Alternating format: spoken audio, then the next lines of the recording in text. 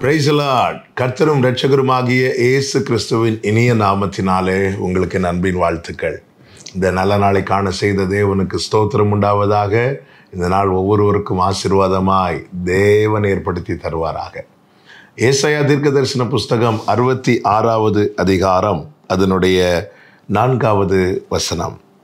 நான் கூப்பிட்டும் மறு உத்தரவு கொடுக்கிறவன் இல்லாமலும், நான் பேசியும் அவர்கள் கேளாமலும், அவர்களின் பார்வைக்கு பொல்லாப்பானதை செய்து நான் விரும்பாததை தெரிந்து கொண்டது நிமித்தம் நானும் அவர்களுடைய ஆபத்தை தெரிந்து கொண்டு அவர்களுடைய திகில்களை அவர்கள் மேல் வரப்பண்ணுவேன்.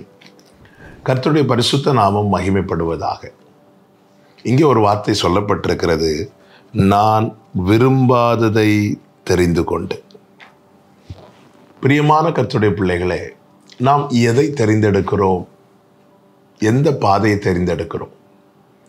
இதே 66வது அதிகாரத்தின் 3வது வசனத்தில் சொல்லப்பட்டிருக்கிறது, இவர்கள் தங்கள் வழிகளையே தெரிந்து கொள்ளுகிறார்கள், இவர்களுடைய ஆத்துமா தங்கள் அருவருப்புகளின் மேல் விருப்பமாய் இருக்கிறது. நாம் எதை விரும்புகிறோம் என்றும் எதை தெரிந்தெடுக்கிறோம் என்றும் தேவன் பார்க்கிறார். நாம் எதை விரும்புகிறோமோ அதை தான் தெரிந்தெடுப்போம். ஒரு துணி கடையில் துணி வாங்க போகிறோம், அங்கே போய் ஏதாவது ஒரு துணி கொடுங்க அப்படி கேட்க மாட்டோம்.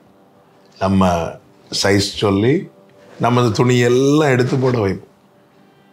எல்லா துணியும் எடுத்து போடுவாங்க, அதே சைஸில் இருக்கிற பலவிதமான டைப் துணி எடுத்து போடுவாங்க. அதில் எல்லாத்தையும் பார்ப்போம். பார்த்துட்டு எது நம்முடைய மனசுக்கு விருப்பமாக இருக்குதோ, எது நமக்கு பிடிச்சிருக்குதோ அதை தெரிந்தெடுக்கிறோம்.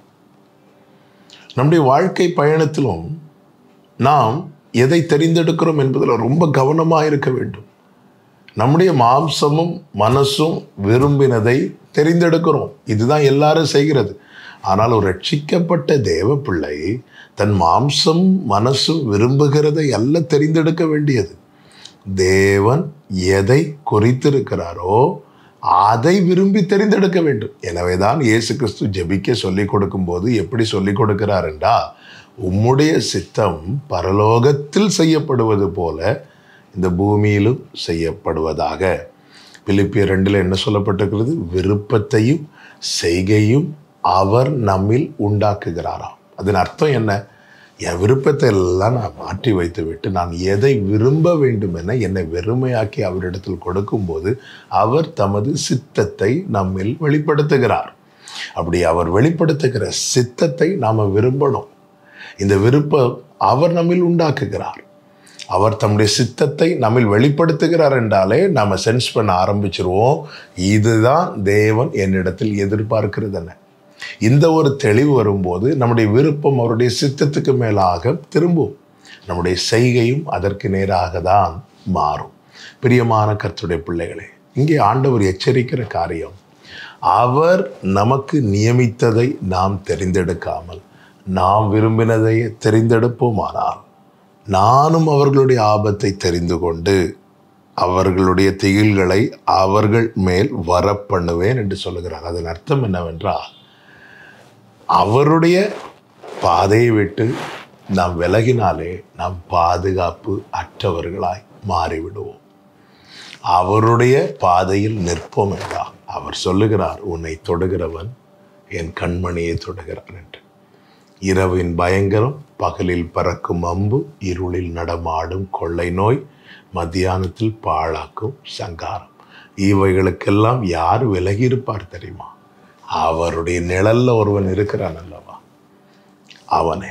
அவரிடத்தில் வாஞ்சையாய் இருந்து அவருடைய விருப்பத்தை அவர் நியமித்ததை விரும்பி தெரிந்தெடுத்து பயணிக்கிறான் அல்லவா, அவனையே கர்த்தர் பாதுகாக்கிறார். தேவ பாதுகாப்பு நமக்கு எவ்வளவு தேவை என்பது நாம் அறிந்திருக்கிறோம். நாம் விரும்பி தெரிந்தெடுத்த பாதையை நோக்கி செல்வோம் என்றால் நாம் பாதுகாப்பு அற்றவர்களாய் மாறும். சிம்சோன் அப்படித்தானே மாறினான். எனவே தேவ பிள்ளைகளே, என் சித்தமல்ல உம் சித்தமே என்று ஒப்பு கொடுப்போம். கர்த்தர் நம்மை நடத்துவார். நல்ல தகப்பனை எங்களோடு பேசி உணர்த்தின கிருபைகளுக்காக ஸ்தோத்திரம்.